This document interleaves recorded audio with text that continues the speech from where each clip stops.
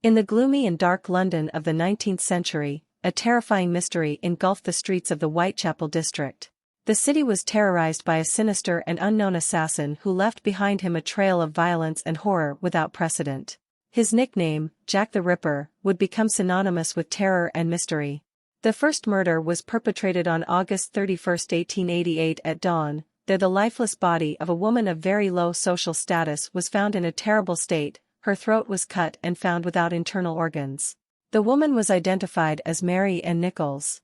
Really, no one understood the reason for such an act.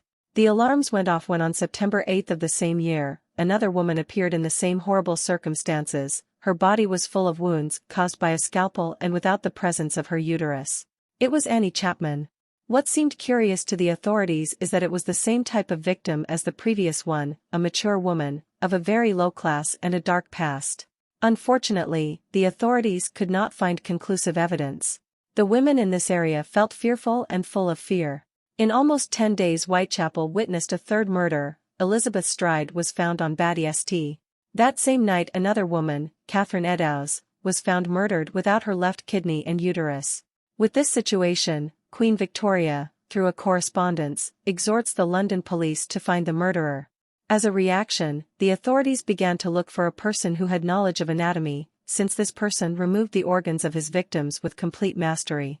On one occasion a letter, signed under the nickname of Jack the Ripper, accompanied by half a kidney, reached the authorities.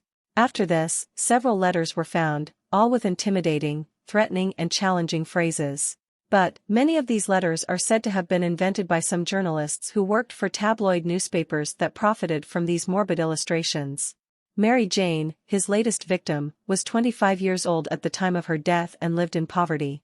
Her body was discovered by Thomas Bowyer, who had gone to collect rent at Mary Jane's house that morning of November 9. After knocking on the door, with no response, Bowyer went to a window that he found ajar and removed the coat that served as a curtain. From there he could see the body of the young woman, without clothes, lying on the bed, terribly mutilated. Investigators were able to deduce, from the way Jack the Ripper cut his victims, that he had no medical knowledge or training. Mary Jane is believed to have been killed between 2 and 8 a.m. that day, and that the mutilation work had lasted 2 hours.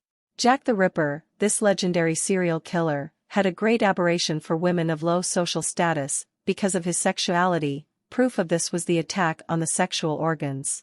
He was a misogynist and defiant person. His character was ruthless, cold and methodical, behavior typical of a psychopath who considered women as objects. His story made an impact and continues to amaze people even today.